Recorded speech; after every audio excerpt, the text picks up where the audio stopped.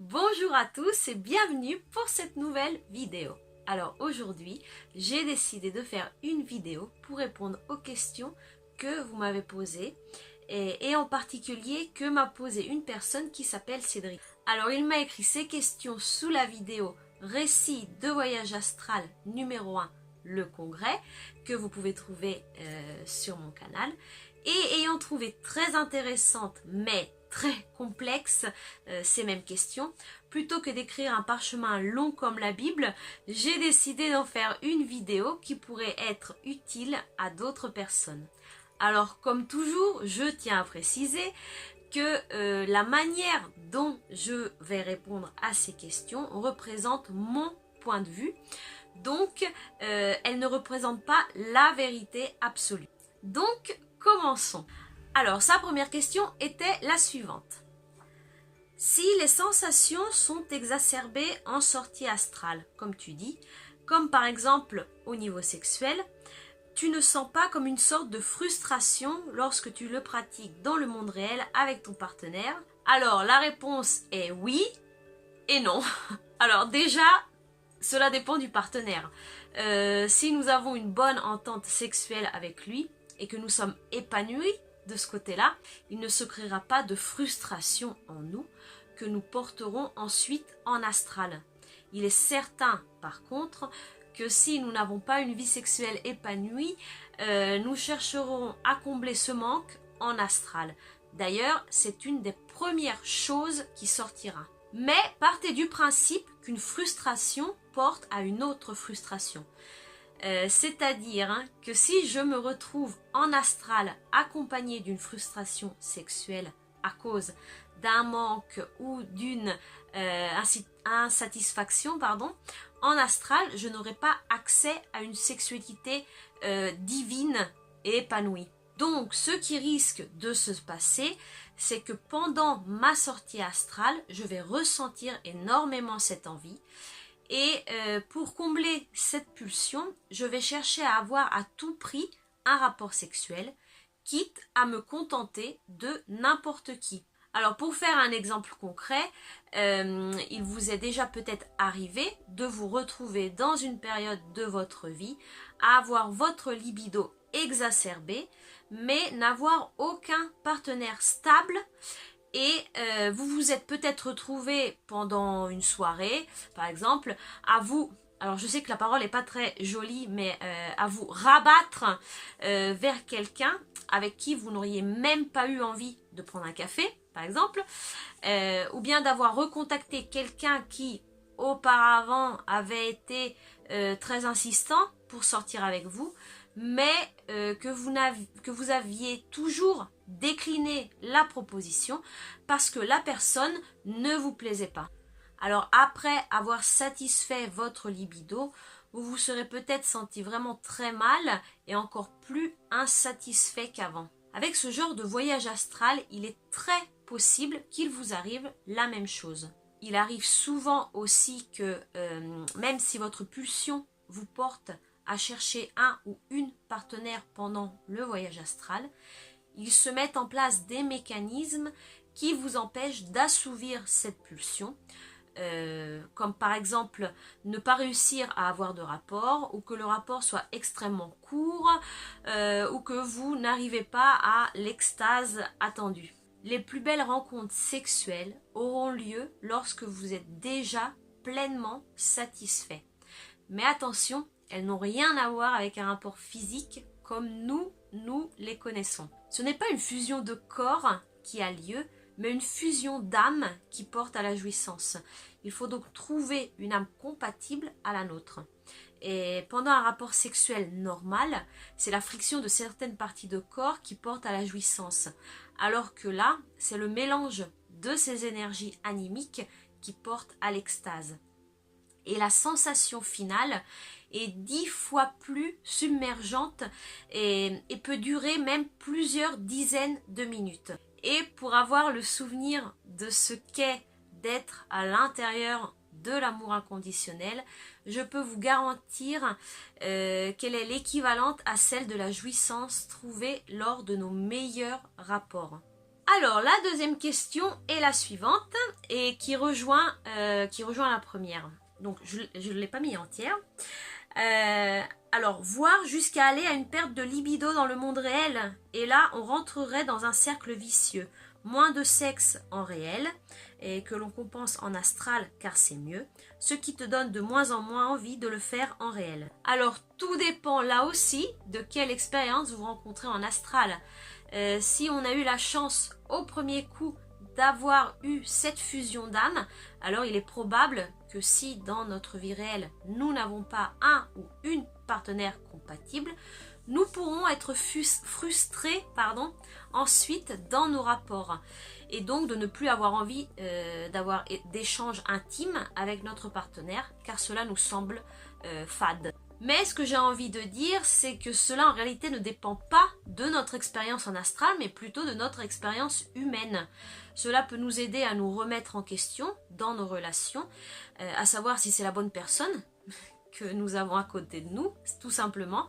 Et si c'est le cas, il est peut-être envisageable d'affronter cet argument avec notre partenaire sans peur et sans honte. Mais sachez tout de même que ces expériences sont très rares, car comme je vous l'ai dit au début de la vidéo, la majeure partie des personnes qui vont en astral, ils vont avec leur frustration. Et donc, ce qu'ils rencontrent en astral est le reflet de ce qu'ils portent en eux. Tenez tout de même compte que la libido est une énergie puissante qui, à moins d'avoir une certaine prédisposition, comme peuvent l'avoir par exemple les personnes asexuelles, peuvent peut-être générer de manière volontaire et involontaire à tout moment. Donc nous avons bien sûr besoin pour cela de nous ancrer à certaines dynamiques pour accéder à cette énergie. C'est exactement le même procédé que nous mettons en place pour accéder à la compassion, à l'amour, etc., etc. Alors la troisième question. N'y a-t-il pas un risque d'addiction aux sorties astrales, un peu à la manière de certaines addictions, comme certains joueurs de jeux vidéo qui passent des heures dans un monde virtuel où ils se sentent mieux que dans le réel? La réponse est oui, absolument. Et d'ailleurs, j'en avais parlé dans la vidéo numéro 5 sur les voyages astraux, où j'ai parlé des dangers du voyage astral. Et j'en ai parlé en connaissance de cause, parce que moi aussi, j'ai eu ma période d'addiction où objectivement, ma vie terrienne était devenue assez insupportable et où j'étais tombée en dépression. Et ça a été pratiquement 3 mois de ma vie enfermée dans ma chambre à essayer de dormir le plus possible pour aller en astral. Alors bien sûr, dans les conditions où j'étais, j'alternais des sorties en astral dans le très bas et le haut astral, où j'arrivais tout de même à retourner chez moi dans les dimensions plus élevées. Et jusqu'au jour où on m'a complètement empêché d'y accéder, ce qui m'a obligée à sortir de cet état, ou du moins de faire en sorte que ma vie s'améliore. Donc oui, c'est un risque, et qui a tendance à l'addiction de n'importe quelle nature qu'elle soit, comme les jeux vidéo, l'alcool, la drogue, etc., etc., a une forte probabilité de développer son addiction à travers cet instrument. Malheureusement, oui, je dis bien malheureusement, pour une tonne de raisons, les voyages astraux sont accessibles à tous, à part si vous avez votre conscience supérieure qui, par exemple, sachant que par rapport à votre nature, vous risquez de développer ce genre d'addiction et les dangers que vous encourez, vous empêchera tout simplement d'y accéder. C'est aussi pour cela qu'aux personnes qui me contactent en me disant que cela fait des mois ou des années qu'ils essaient d'aller en astral mais qu'ils n'y arrivent pas, je leur conseille d'enquêter d'abord sur le pourquoi de cet empêchement, car derrière il y a certainement une très bonne raison qui a été mise en place. Alors rappelez-vous que si nous sommes ici incarnés, c'est parce que nous l'avons choisi et que la majeure partie de notre existence anémique, nous la vivons en dehors de ce système terrestre. Et donc c'est comme si nous faisions des pieds et des mains, par exemple, pour faire un voyage d'un mois dans un pays étranger, mais qu'une fois arrivés dans ce même pays, nous pensons constamment à notre maison et à notre famille, et nous passons notre temps à faire des appels vidéo enfermés dans notre chambre d'hôtel avec notre famille, et ce qui nous empêche ainsi de vivre notre voyage. Si nous sommes ici, c'est pour vivre les expériences ici qui ne sont pas répétables ailleurs. Et le temps que nous avons à disposition pour faire ces expériences est extrêmement limité. Donc si nous passons notre temps à vouloir aller en astral plutôt que de vivre ici nos expériences, cette incarnation sera inutile et nous devrons la répéter. Alors, quatrième question, toujours de Cédric. En allant plus loin dans le raisonnement, imaginons que tout le monde puisse faire des sorties astrales. N'y aurait-il pas un risque de suicide de masse pour aller et rester dans l'astral? Alors là, la question, elle est top. Alors, si vous avez vu mes vidéos précédentes, vous aurez vu que après notre mort physique, nous finissons dans les mondes compatibles avec nous. Donc, si vous vous suicidez parce que vous n'êtes pas bien ici, dans cette dimension, et vous voulez retourner dans votre dimension, cela veut dire que vous vous suicidez à cause d'émotions négatives, c'est-à-dire de mal-être, de désespoir, etc., etc. Alors ce sont les premières émotions qui me viennent en tête. Donc, par conséquence, vous n'irez pas finir dans la dimension de l'astral que vous avez pu voir en étant incarné, mais dans des dimensions beaucoup plus basses. La majeure partie des personnes qui font des sorties astrales prennent au contraire conscience de la valeur de l'expérience que nous sommes en train de faire ici. Car, comme je l'ai dit là aussi dans les vidéos précédentes, une fois lâché le corps physique, nous finissons dans le bien ou dans le mal, dans des dimensions où la fourchette énergétique est très réduite, et où les expériences en dehors de notre propre taux vibratoire sont pratiquement impossibles. Et c'est donc pour cela que nous nous incarnons dans ce système terrestre, car c'est un des rares lieux où nous pouvons avoir accès à une palette pratiquement infinie d'énergie sur lesquelles nous pouvons travailler.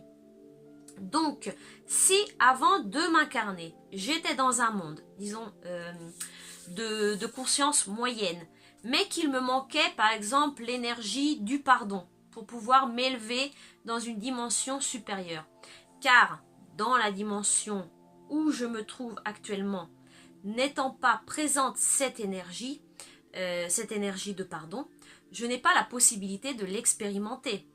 Je décide donc, pour y avoir accès, de m'incarner.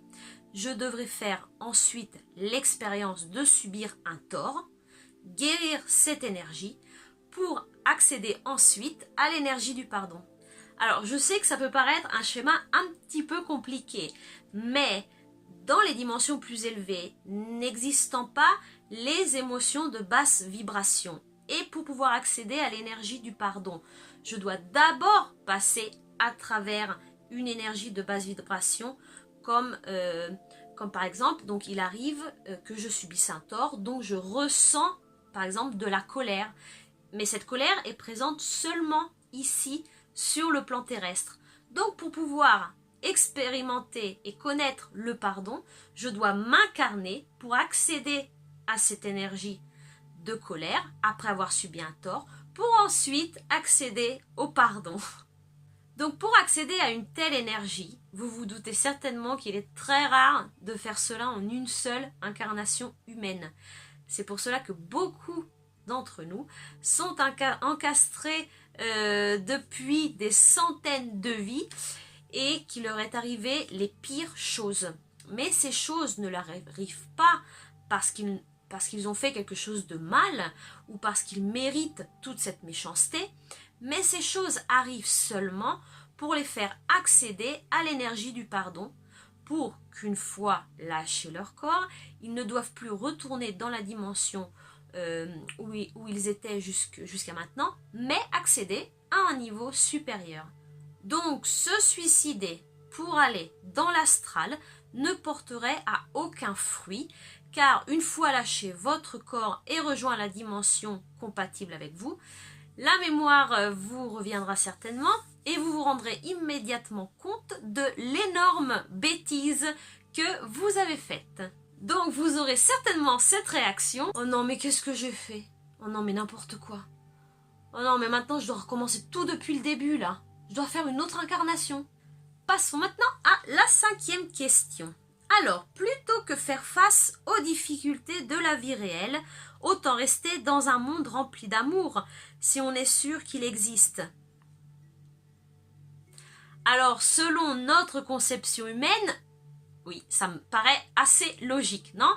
Ça a l'air vraiment idiot, l'idée d'être dans un endroit parfait et de venir ici à souffrir. Mais si vous reprenez la question précédente à laquelle j'ai répondu, vous arriverez à une réponse assez logique.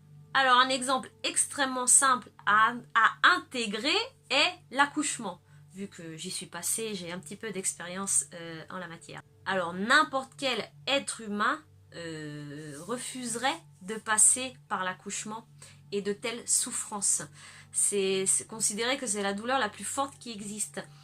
Même les femmes qui ont déjà eu un premier enfant, lorsqu'elles doivent accoucher de leur deuxième, ne le font pas parce que toutes les femmes sont des masochistes, mais simplement parce qu'elles savent très bien que pour accéder à ce type de bonheur qu'est la maternité, elles doivent passer à travers la douleur de l'accouchement. Pour les âmes non incarnées, c'est exactement la même chose. Alors, déjà, tenez compte, comme je l'ai déjà dit dans la vidéo sur les anges, que d'en haut, tout est beau et tout est rose. Tout semble extrêmement simple, surtout pour les âmes qui n'ont jamais entamé d'incarnation, car n'ayant jamais connu la douleur physique et émotive, n'ayant jamais eu affaire concrètement à ce genre d'énergie, elles n'ont pas idée de combien cela peut être douloureux. Donc, elles s'incarnent de manière extrêmement légère. Mais une fois compris le mécanisme, elles se sont peut-être encastrées et la seule solution pour intégrer de manière concrète ces énergies est de passer à travers l'incarnation humaine et que les énergies expérimentées soient intégrées. Alors ensuite, la 6e question. Si nous avons eu plusieurs vies avec des guides et des anges à chaque fois, j'ai du mal à saisir le but de certaines réincarnations, comme se réincarner avec un handicap physique ou mental important, en allant dans l'extrême, celle de certains personnages historiques qui ont causé la mort de millions de personnes. S'ils ont des guides et des anges, ces personnes, je pense qu'ils ont été rétrogradés à leur statut depuis. Non, c'est possible. Oh non, mais j'en pleure, non mais n'importe quoi. Hein. Concentriamoci. Alors, vous devez tout d'abord intégrer le fait que d'être incarné est un simple jeu de rôle. Et donc, une fois cette donnée intégrée, tout prendra sens. Alors, partons tout d'abord de l'exemple des personnes qui naissent avec des pathologies physiques ou mentales. Du point de vue humain, tout cela peut sembler extrêmement cruel et inutile, mais du point de vue énergétique, c'est-à-dire que si vous considérez des êtres humains tout d'abord comme des entités énergétiques qui viennent ici pour faire des expériences, le fait de s'incarner dans un corps qui a des problématiques acquiert toute sa logique. Pour pouvoir apprendre ce qu'il nous manque, nous avons besoin d'intégrer des rôles bien définis que seuls peuvent nous permettre d'expérimenter ce genre de choses. Alors, je ne connais pas toutes les raisons qui se cachent derrière l'envie d'une âme de s'incarner dans un corps, par exemple, qui est dépourvu du sens de la vue ou de l'ouïe, pour citer les moins graves, mais il y a toujours une bonne raison à cela. Donc, prenant en exemple une âme qui décide d'expérimenter une expérience humaine dépourvue du sens de la vue, ou que durant son existence perdra la vue, Cela aura peut-être pour but d'expérimenter ce que signifie vivre une vie un peu plus limitée par rapport à la majeure partie des êtres humains. Ou alors cette incarnation peut lui servira à exprimer d'autres potentialités, comme par exemple de devenir, je sais pas, le leader d'une communauté et mettre en lumière les difficultés que vit une personne avec ses limitations à l'intérieur d'une société dite moderne. Mais comme dit le proverbe, les voies du Seigneur sont infinies et donc notre vision humaine de la chose ne pourra jamais être complète pour en comprendre les raisons. Bien souvent, en ce qui concerne l'handicap, l'incarnation n'est pas utile pour la personne qui vit cet handicap, surtout si elle est très lourde, mais elle est surtout utile pour les personnes qui l'entourent.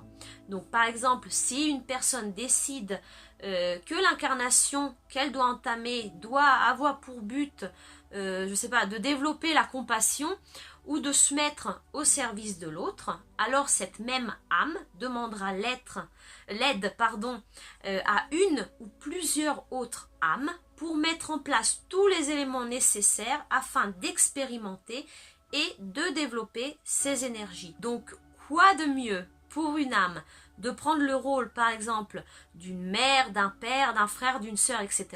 et d'avoir à l'intérieur de son cercle familial une personne avec un handicap pour pouvoir développer ses aptitudes.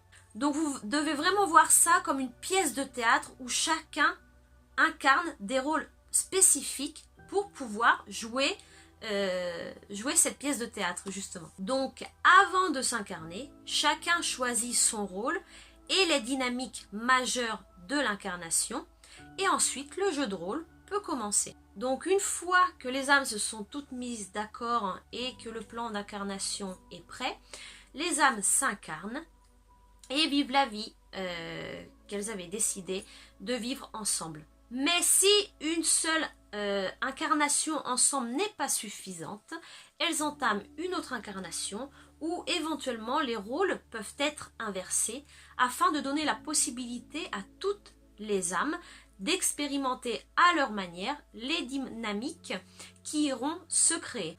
En ce qui concerne les personnes mauvaises, le principe est un petit peu le même. Certaines âmes peuvent délibérément demander de l'aide à d'autres âmes pour interpréter le rôle du bourreau à cause d'un nombre incalculable de raisons que maintenant ne me viennent pas toutes en tête, bien sûr. Alors moi-même, j'ai vécu des incarnations précédentes où j'ai tué, j'ai violé, j'ai pratiqué la magie noire, enfin bref.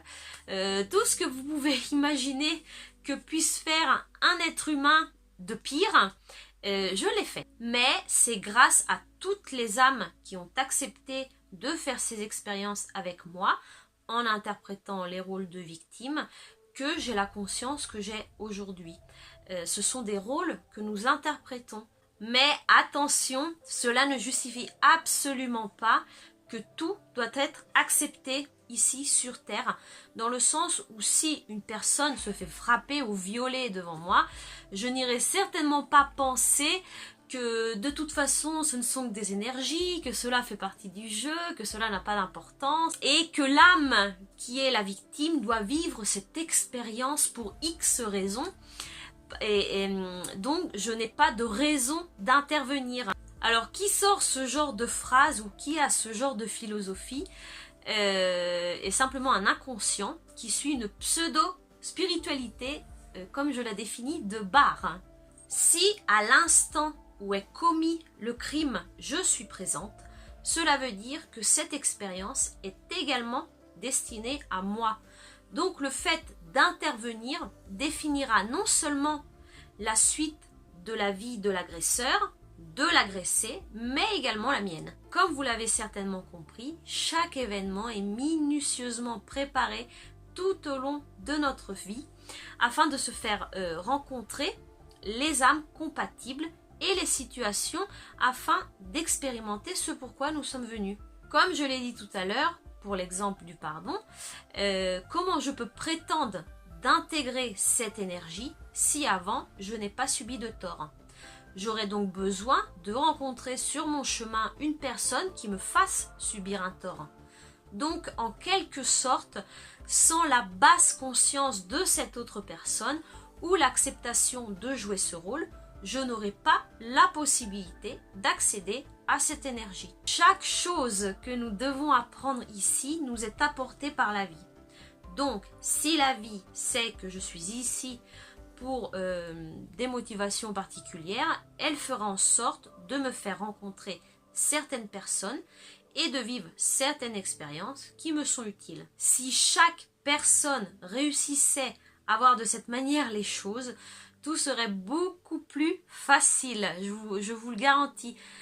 Personne n'est parfait. Chacun de nous, à un moment de sa vie, est appelé à interpréter le rôle de la victime ou du bourreau.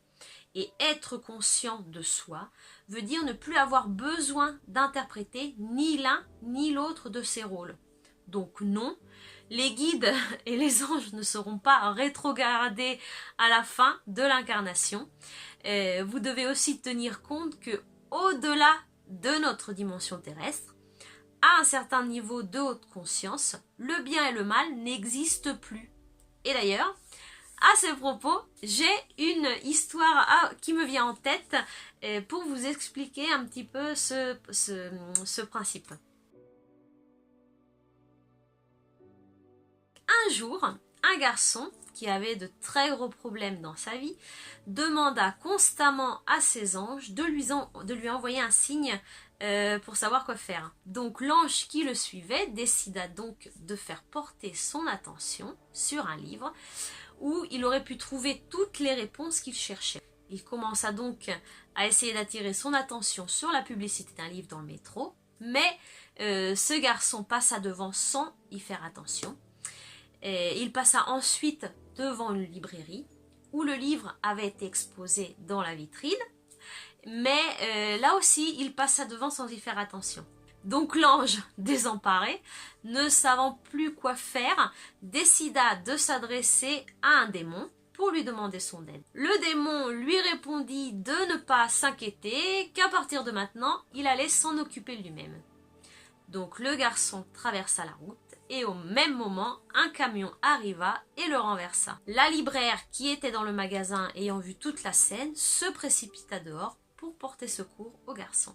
Elle l'aida à se relever et le porta dans sa librairie où finalement le garçon vit le livre qui lui était destiné. Donc voilà, ça c'est l'histoire classique de ce qui peut nous arriver tous les jours.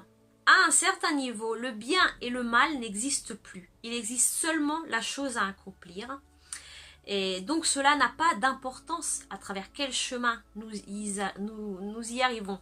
L'importance est d'y arriver. Ok, dernière question. Alors, s'il y a un guide et un ange derrière chaque habitant, en supposant qu'il existe plusieurs civilisations dans notre univers, voire même dans plusieurs univers, j'imagine même pas la complexité d'organisation pour gérer les trillions d'êtres vivants à s'occuper avec 2 personnes derrière chacun. J'ai voir aussi qu'on puisse aussi facilement prendre contact avec un archange, sachant qu'ils sont pas beaucoup et que nous sommes potentiellement des trillions. Alors ça, j'espère que Cédric ne le prendra pas mal, hein, mais c'est typiquement la question que peut se faire un être humain avec sa vision limitée du tout. La réponse simple pour répondre à cette question est que vous devez vous rappeler que l'univers est infini. Donc, partant de la base de cet infini, les anges sont un nombre incalculable. Les archanges sont eux aussi un nombre incalculable, mais les archanges étant chacun d'entre eux porteurs d'énergie bien définie, et c'est même énergies compatibles avec les besoins des expériences terrestres étant peu, nous ne les connaissons pas tous. Nous connaissons les plus célèbres, comme Michel, Raphaël, Gabriel, etc., etc. Mais il en existe là aussi des trillions auxquels l'être humain n'a pas accès. Nous avons eu accès aux archanges, qui représentent les besoins humains, comme la justice pour Michel, ou Raphaël pour la guérison, etc.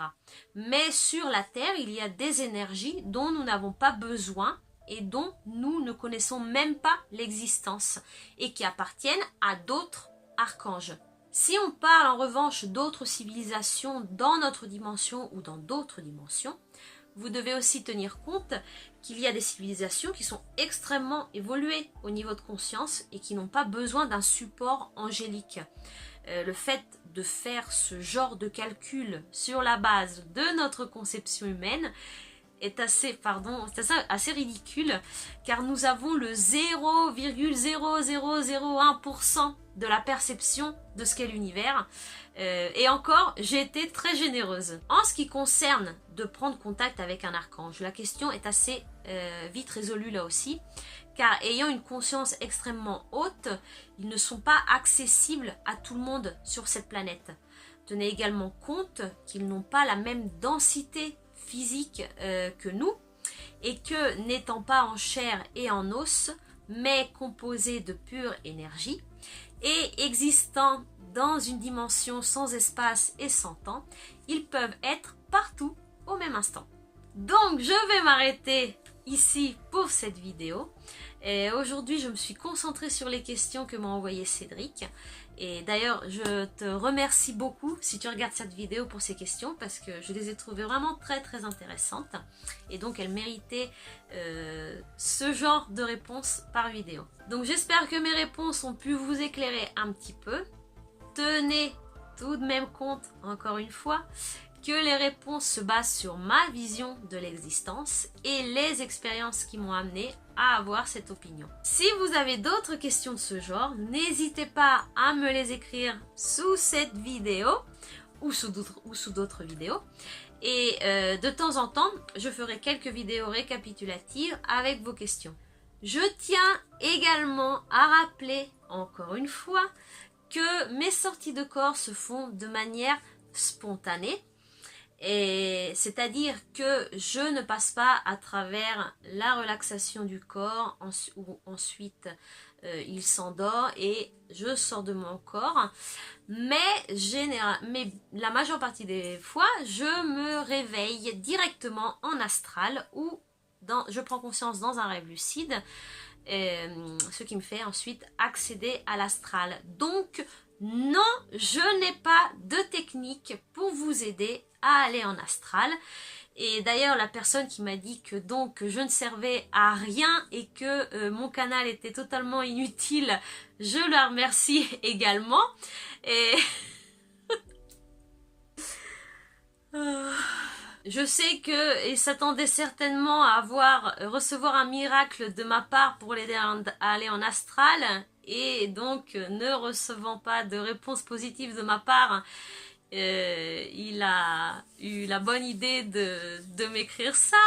Donc je le répète une autre fois, je ne fais pas de sortie astrale de manière décidée, de manière volontaire, mais de manière spontanée. Il est donc inutile de me contacter pour avoir mon aide, pour vous aider à faire des sorties astrales. Il existe déjà plein d'autres canaux YouTube où on vous explique 20 000 techniques pour le faire. Donc je vous conseille de vous adresser à ces canaux. Comme d'habitude, si vous êtes nouveau sur ce canal et que les vidéos que je fais vous intéressent et que vous voulez être informé lors de leur publication, il vous suffit de vous inscrire en cliquant sur l'icône qui se trouve en dessous, s'inscrire, et la petite cloche bleue qui se trouve à côté. En attendant, je vous souhaite une bonne journée ou une bonne soirée, et je vous dis à dans 15 jours pour la prochaine vidéo qui sera sur un thème que j'aime énormément, qui sont les annales akashiques. Ciao!